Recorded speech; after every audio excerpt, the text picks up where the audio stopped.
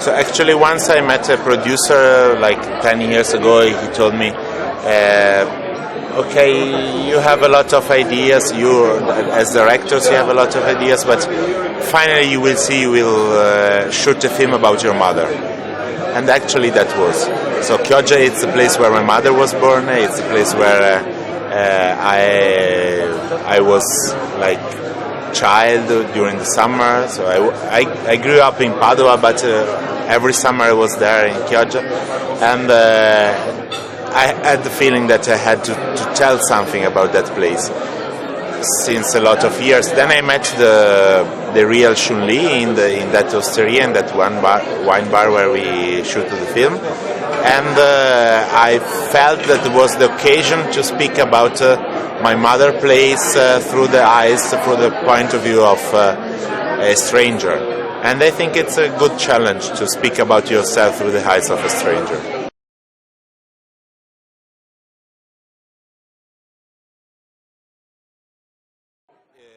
My film, we have several different kind of actors. We have international actors, national, quite known actors, theater and cinema ones, and not professional actors, so fishermen and people from Chioggia. And I love this kind of mixed casting, and because the film it's about dialogues between differences, and I love that also in the cast I could work with differences, and we had the opportunity to make professional actors learning the way of speaking and behaving of normal people in Chioggia, and make normal people of Chioggia knowing the way to speak and behaving in cinema. And also the relation between international and national actors was very interesting.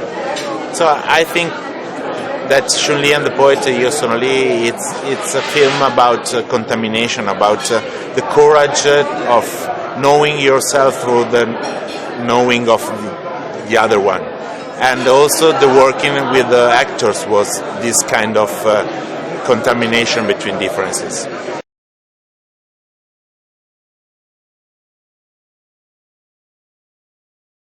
I never studied cinema in my life. I never studied in a school of cinema.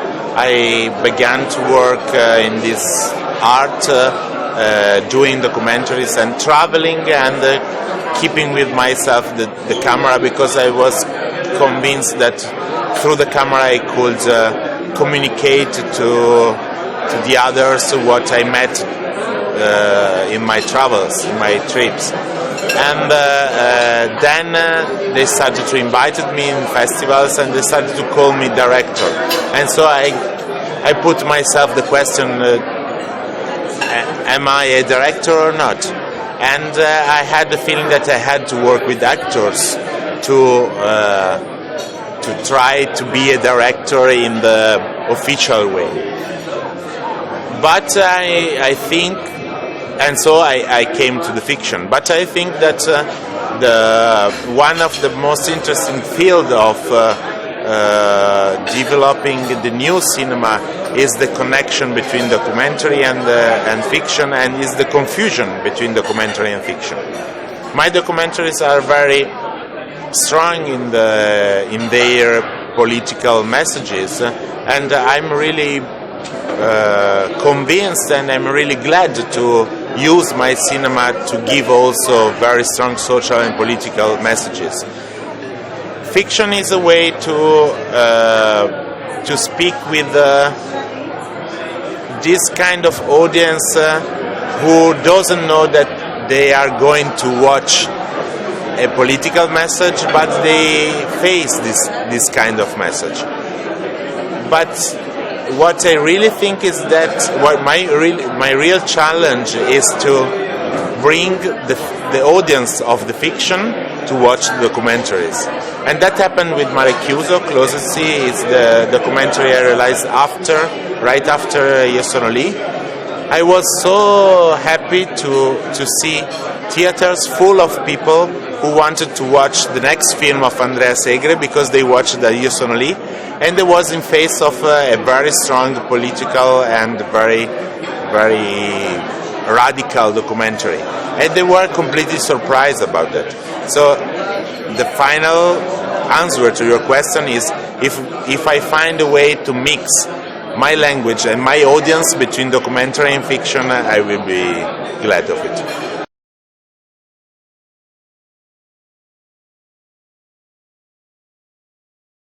I think that the LUX Prize is one of the most intelligent prize you can have in your career, because it's not money, it's not simply a symbol, but it's something very practical and very useful for the distribution of your film.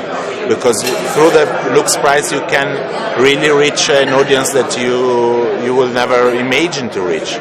And I was joking with a friend from Chioggia, the place where we shot the film before, and I'm really curious to watch which kind of subtitles there will be of the Chioggia language, like in Slovenia or in Estonia or in Lithuania. And that is something very, very practical and useful, and at the same time it's a prize that focuses in a very intelligent way, which is the challenge of the European future. So to find a way to not to homologate, can I say homologate? To homologate our differences, but to make them dialogues between them.